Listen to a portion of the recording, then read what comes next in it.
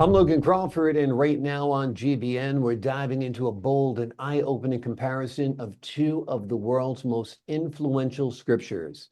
The name of the book, A Comparative Analysis of the Bible with the Koran, Truth versus Chaos. It's written by a wonderful author. His name is CharlesRFloyd. And in the book, he breaks down the historical, theological, and doctrinal differences between the Bible and the Koran.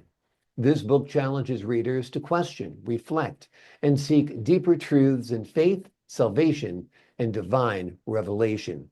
We're delighted to have this wonderfully talented author join us here today. We thank the team at Atticus for helping us put him on TV today. And we ask viewers like you to support authors like him by subscribing to our channel and by purchasing his amazing book. The links are below this interview. Charles, thanks so much for joining us here on GBN today. Well, thank you so much for having me. It's a great time to be here. It's a great time to have you on the show, no doubt. What motivated you to do this comparison between the Bible and the Koran? I guess when 9/11 hit, at the time I was building churches in California. Hmm. And when George Bush came on the TV and he says, "We all serve the same God," I said, "I don't think so. Hmm. I think there's a variation. I think there's a difference." So it kind of motivated me to get a copy of the Koran and begin studying it because I needed to know. Uh, my background is engineering and then later as an attorney. Hmm. When I wrote this book, it was set up like a cause of action lawsuit. I present the evidence, I present the arguments, and I let the jury decide. Hmm. Whatever people want to decide, that's what they'll decide. But the reality is that as you study Muhammad himself and understand that from what I'm told, he was an illiterate person. Hmm. He was not the Quran itself was not written in paperback form until the 1920s. Hmm. So consequently, everything in it is oral. Everything in it is a compilation of scriptures and messages the Prophet Muhammad outlined and spoke over the years that he ministered to that group. So as you get into it, it became obvious that he had some biblical summarily kind of knowledge of the Bible. Mm-hmm. Because the biggest part of it, and the biggest part of the book is the first part, which is the actual disparity between the Bible and the Quran. Mm-hmm. And understand as an engineer, as a carpenter, you always need a benchmark from which to say this is what we're basing it against. We can't just say this one's right and this one's right. We got to have one that says this is what we believe. As a born again Christian, I've always felt like the inerrant word of God was the Bible. So Mm-hmm. consequently, I use that as the benchmark. And as you get into it, and I want to point out two instances, if you don't mind. Sure. The in one of the surahs. Now there's 114 surahs in the collective works of the Quran. These surahs are longer in length at the beginning and get shorter and shorter and shorter as you proceed through the book. Mm-hmm. The the disparities that exist, he repeats over and over stories he's obviously been told, but without the scriptural references and without the intent and knowledge of the background and the context and the reality of what the scriptures actually mean, he misses a great deal of the point. Mm-hmm. And I'll give you an example. In one surah, he says that Saul went with his army to fight Goliath in the valley, and on the way they came to a river, and Allah told him, he says, have your soldiers stop and get a drink, and whoever laps up the water, they'll be able to, we'll take them on and Allah will deliver Goliath into your hands. Mm. Well, it doesn't take a very strong scriptural reference to recognize that what he's quoting was the battle of Gideon between the Midianites, which actually shows up in Judges, Mhm. and where God tells him, he says, "You've got 10,000 soldiers. There'll be 300 that'll lap at the water. You'll take those 300. I'll deliver Midian into your hands." Midian, if you got to understand the context, was Abraham and Keturah's. If you're familiar with that relationship, Yeah. that was his third wife. Mhm. That was one of their 5 sons. So there's always been that aggressive nature between the families. But that is just one disparity. And the idea that there, what he's quoting is basically 80 years apart. Mm. There's really no comparison. Another one was at Moses at Meribah, where he strikes the rock and water flows out. Well, the Bible says he was to speak to the rock. And his punishment for striking rock, because he actually literally took the pride of himself on to make a statement to the Israelite nation that, do I have, listen, you bunch of rebels, do I have to strike this rock to pull water out of it to allow you to drink? Mm. As a result, he never was able to go into the promised land. Now, this has eternal implications even for us Christians today. Because as we attempt to go to the promised land, our heaven, we have to be obedient. We have to go through the sanctification process of salvation. Mm. So the other part of that, the rest of it becomes more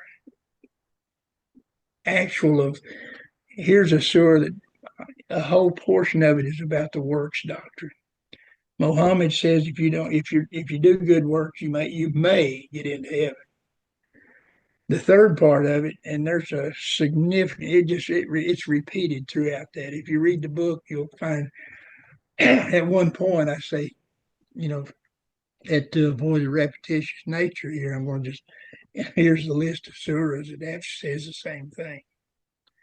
And the next part is the jihad part. Mm. I've heard over the years so many times that they've said, "Oh, it's a peaceful religion." Well, it's not. Mm. If you read that jihad section, you'll find over and over and over and over again the very essence of what jihad is all about. And it becomes literally one more of the pillars that are not actually levied out to the people of Israel. Mm. And really, the only way that a Muslim is able to go to heaven is if he dies as a martyr. Mm. Excuse me. Yeah. So The obviously next, that's very problematic, right? it is. It is. The next part is discrimination, in particular against women. At that point in time, women were considered chattel property. They were personal property to whoever owned them. So consequently, it took 4 women to be a witness for 2 men would be okay. Mm. And it goes through, and I go through that whole scenario with the inheritance and all of the other laws with that, because it's so important. And the next part of that is the discrimination against perversion and what the Bible calls, an abomination to God. Well, we as Christians, we've not taken that to the level of capital punishment, Mm. but the Koran does. And then this next part is questionable phrases, which I really, be honest with you, they just doesn't make any sense to me. I just wanted to include them to be thorough. The idea, when I started reading this book, you see the tabs. Mm. It was at first I read it. Second time I read it, I said, this is insane. The third time I began to study it, and I began to ferret out the various parts that I included in the book.